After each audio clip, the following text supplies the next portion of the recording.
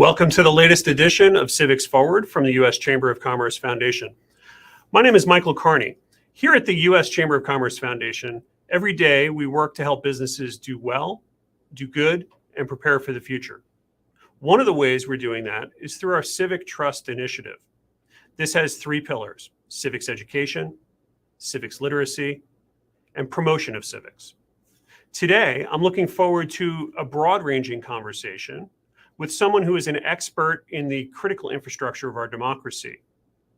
Tom Hicks, chairman of the U.S. Election Commission, is going to spend the next few minutes with us talking about his work, the future of our electoral system, and the role that you or your employees can play in ensuring its vitality for the next 200 years. So Tom, thanks for joining us. Thank you for having me. So let's start with the basics.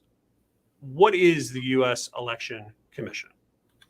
The U.S. Election Assistance Commission came about after the 2000 election, which from Florida, where there was a huge issue with the voting process, and we didn't know who our president was going to be for almost 37 days.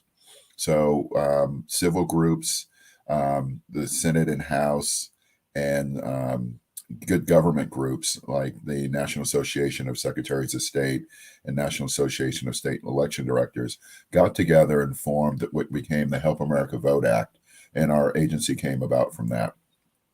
And our agency is charged with helping states administer elections. So basically helping with the format of basically showing what our overall goal is with machines overall. So basically with the voluntary voting system guidelines for voting systems and voting machines, the layout of polling places, helping to recruit poll workers. We're celebrating 20 years right now. I can go on for about an hour about all our roles, so I'll just stop there with that.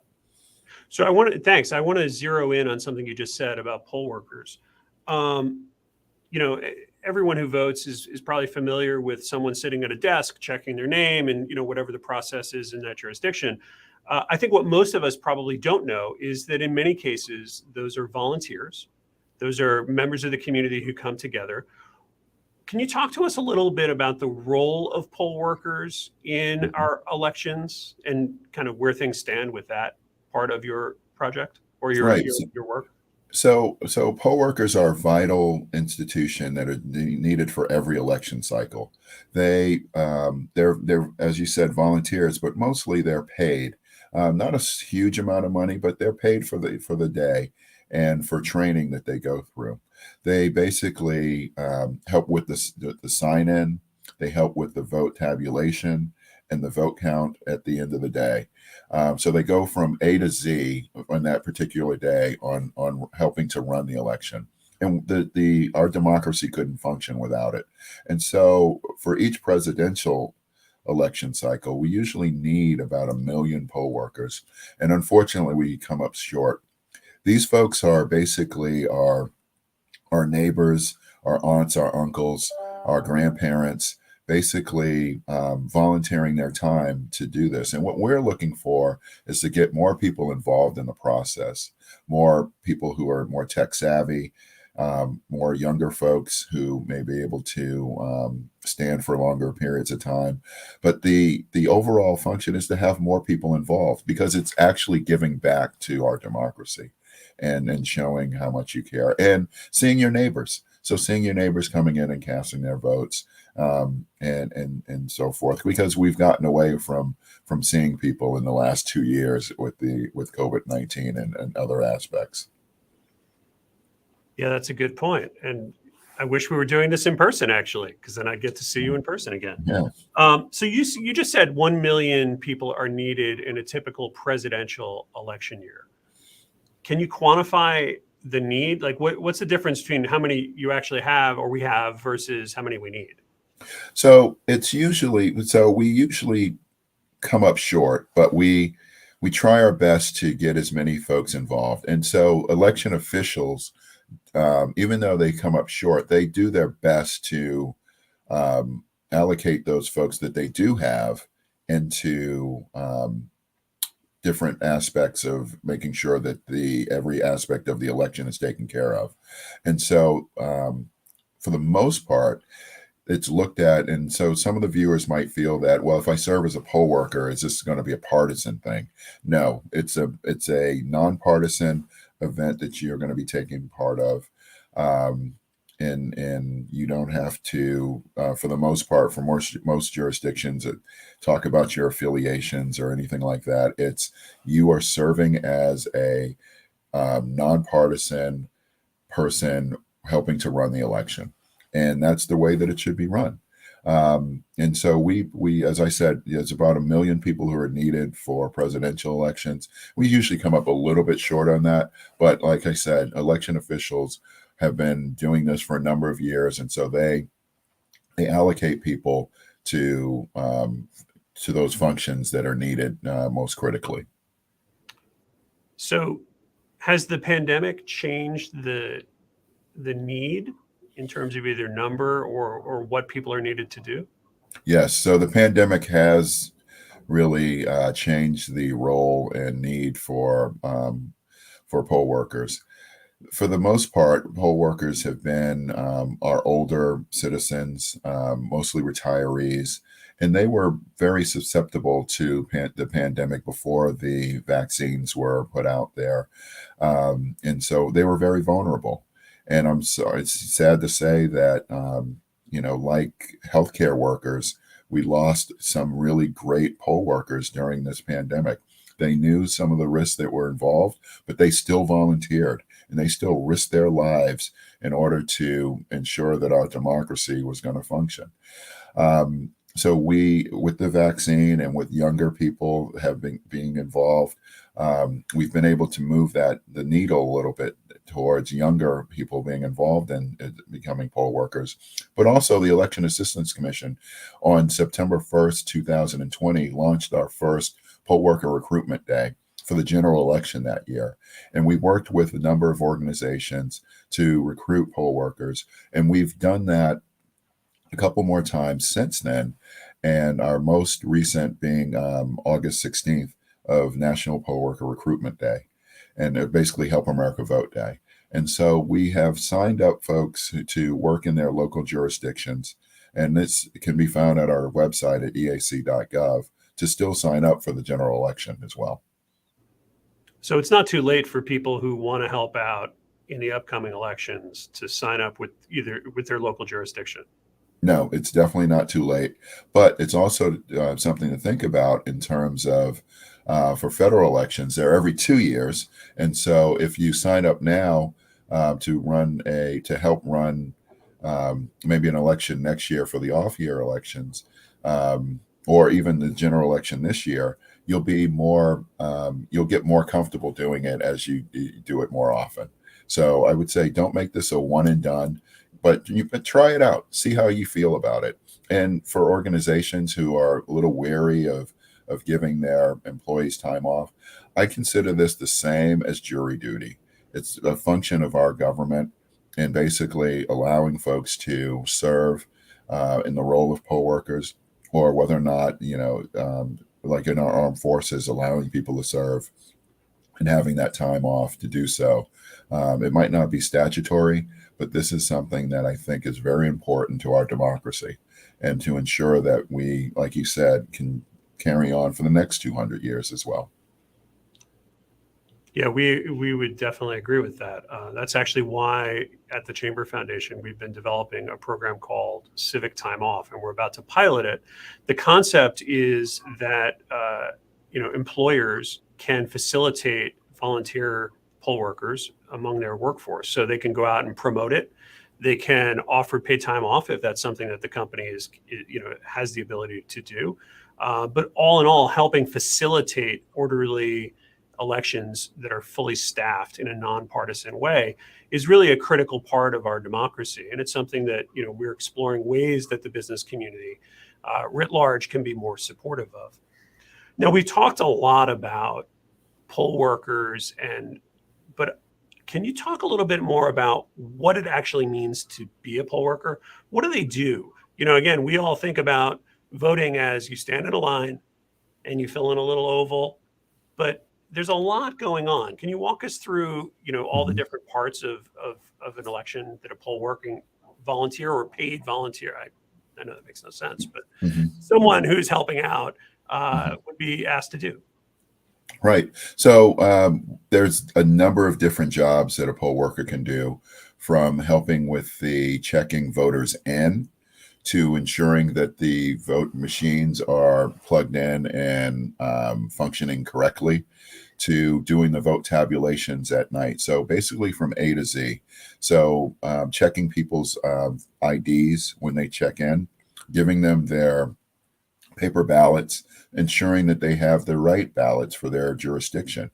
Um, Walking them through the process in terms of when someone see, most people only vote once or twice a year at that, or some people only vote once every 4 years for the presidential. So they might not be familiar with any changes. So setting up the polling place. So what laws need to be put up on the wall so that people know what their rights are, and what things that they can and cannot do within the jurisdiction. Setting up outside of the polling place to ensure that there's electioneering is done with outside of the normal parameters what the state laws might dictate. Um, and other aspects as well. I'm happy to say that I served as a poll worker for a number of years, and worked up to be a chief election official for the Commonwealth of Virginia's one of their precincts, and it was a very enlightening experience. It's a long day, but it's a very rewarding day. And there's a number of different aspects that are done with it. And so normally we try to use government buildings like schools or fire stations and so forth, because they're more accessible, to ensure that people who have disabilities can also enter the buildings and cast their ballots as well. So what did you find most rewarding when you were doing this? I think the most rewarding part was basically seeing how our democracy works and being a part of our democracy. Um, I tell the story all the time about how my parents weren't really allowed to vote in the Deep South for a number of years, and then when they moved north, were able to vote for the very first time, and the enthusiasm that they had when they cast their first ballot, to the point where my mother actually became a poll worker for a number of years before her retirement a few years ago. And she really still talks about that and really would like to still be a part of the process. But, for various reasons, is not able to do so. But I think of it as it's so rewarding to see how our democracy works, and not in a, my candidate won over your candidate, but more so in a, you know, I was a part of the process overall. So what can employers do to help give the people who work for them that same kind of rewarding experience? Do you have any suggestions?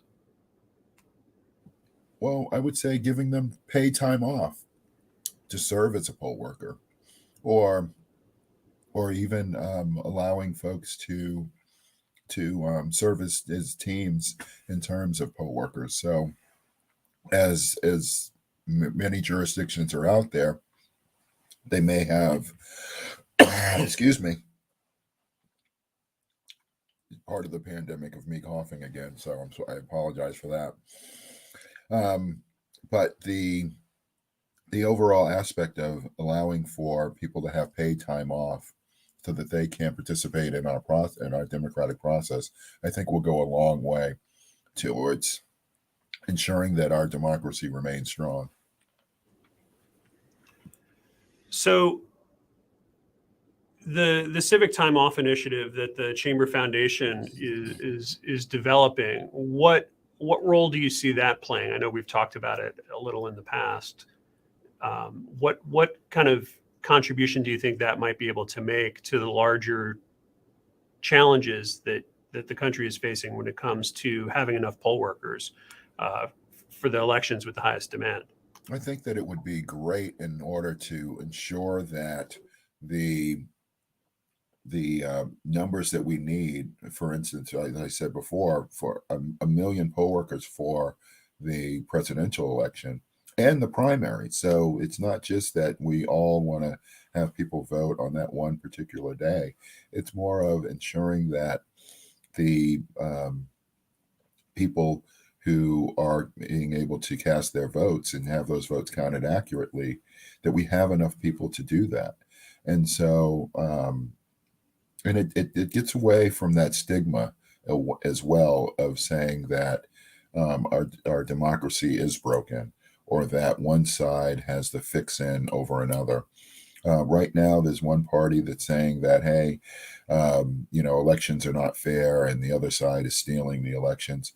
Well, 20 years ago, the other party was doing the same sort of thing of saying that elections weren't fair and that that the other party was stealing the elections. Neither has been the case. It's been run by Americans in a fair democratic process to ensure that the winners are actually the winners. And so by getting more folks out there to work in a nonpartisan way of ensuring that casting of ballots is just a routine thing, and I think we'll do wonders of getting rid of that stigma and helping other folks understand our democracy. And I always think of it this way as well. If we can get more young people, more high school students, more college age students involved, this gets them involved not only from the beginning, but it helps them to become a part of the process throughout their entire lives. So not only are they serving as poll workers, but they're serving as voters as well and participating in the process. So that's a great segue. We've started getting some audience questions. The first one is, how can employers best support or encourage civic engagement in the form of poll working amongst their employees? By announcing it, by saying that they're giving paid time off, by alleviating any stigmas that may be there, by not piling on additional work while these folks are out of the office, I think would do wonders for this. And to have those in charge to actually volunteer as well. So not just letting the line workers, as they're sometimes called, or the overall staff, but the CEOs, the executives as well, to serve as poll workers. I think that would go a long way. As the elections have changed over the last 20 years, where not as many people go into the polling place to cast their ballots. A lot of people do vote by mail or vote from home and then mail their ballots back in, or they use drop boxes as well. Poll workers are still needed for those jobs as well, to clear out the drop boxes or to assist with other counting of ballots as things move forward. And I also want to emphasize this. It's not done in a vacuum.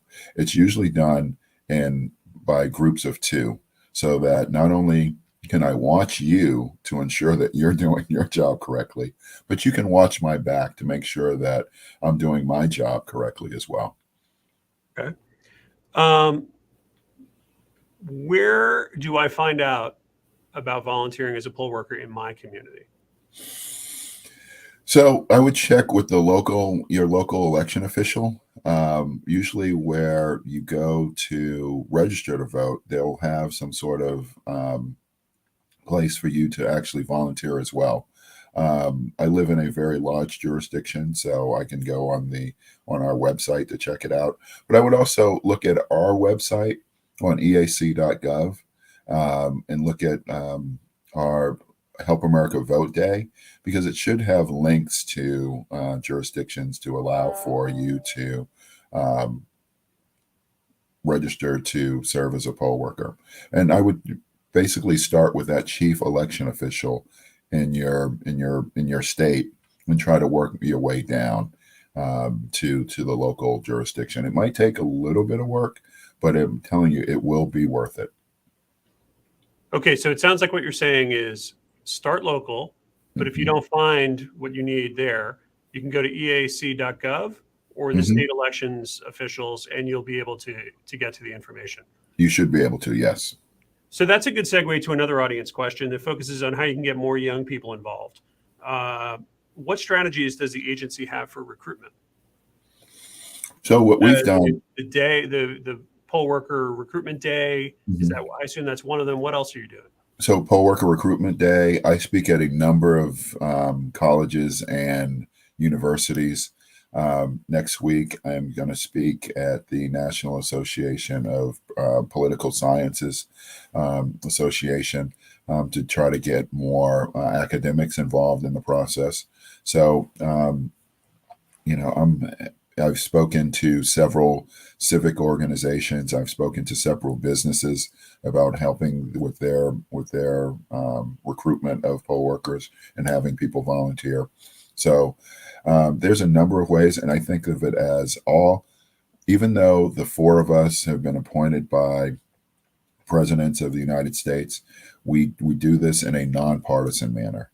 And our goal is to ensure that people can cast their votes, have those votes counted accurately, but only those folks who are eligible to cast their votes, and ensure that the integrity of our system remains strong.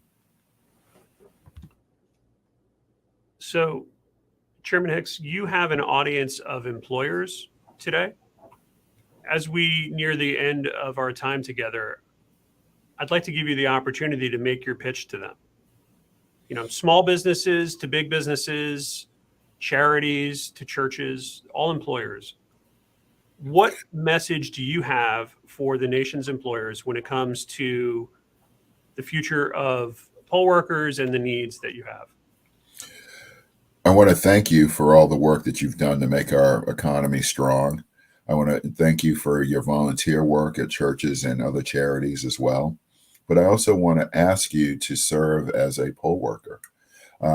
It's as I said, a difficult job, but one that can be very rewarding, and one that has you giving back to your local jurisdiction. And this is something that will not just serve you in terms of your spirit, but also to help our democracy as it continues to come under attack. And we hope that you consider this. We hope that you really look into it, and that you take this seriously, because our democracy was built on fundamental rights. And so allowing folks to serve as a poll worker will help and aid in that. So again, I want to thank you for all that you've done, but also ask you to do just a little bit more. Well, that's a good way for us to end. Chairman Tom Hicks from the U.S. Election Commission, thank you so much for joining us today and talking about a really important issue. To our audience, thank you for joining us.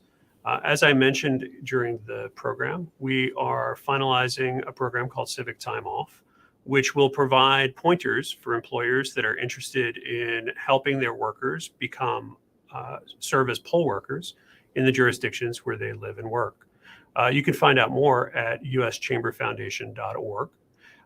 Please join us on September 28th for the next edition of Civics Forward. We're going to be joined by some really interesting folks from Travelers Insurance, iCivics, and the Brookings Institution. You won't want to miss it. But in the meantime, thank you again for joining us, and please be well.